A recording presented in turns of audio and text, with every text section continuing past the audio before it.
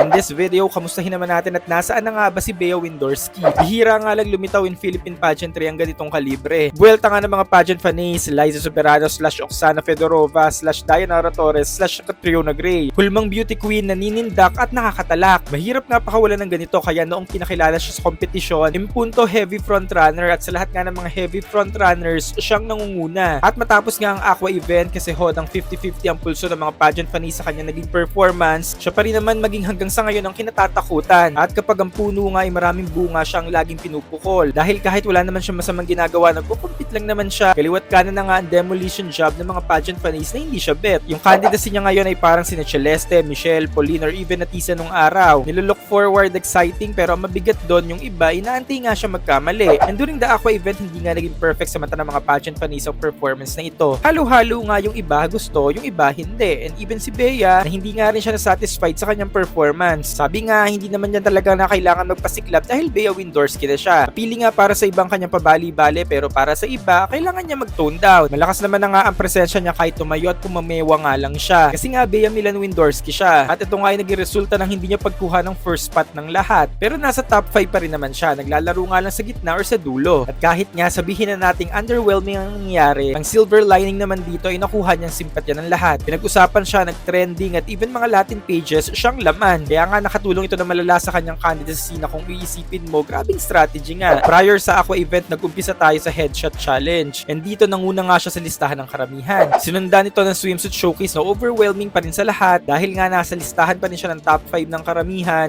Pero during the evening glam, naging underwhelming nga ang eksena. Dito kumalma-kalma nga lang si Bea, ending bumaba siya sa mga listahan. Kalma-kalma nga muna, hindi pwedeng laging number 1, hindi pwedeng laging ibigay ang lahat. Kaya pagdating ng Aqua, hindi mo na dapat perfect. Kaya naman siguro sa susunod, sa prelims or during the finals, aabangan nga natin kung ano pa nga ba ang ipapakita ni Bea. O ano nga ba talaga ang itinatago ni Bea. Till now, she still remain as the heavy frontrunner and seems mukhang tama nga ang strategy niya habang nagpro-progress tayo. Oo nga pala, based sa last chika namin, hindi naman siya miss you or nothing. So kung hindi nga ba miss you, ano ba sa tingin niyo ang perfect fit na crown para sa kanya? Comment below.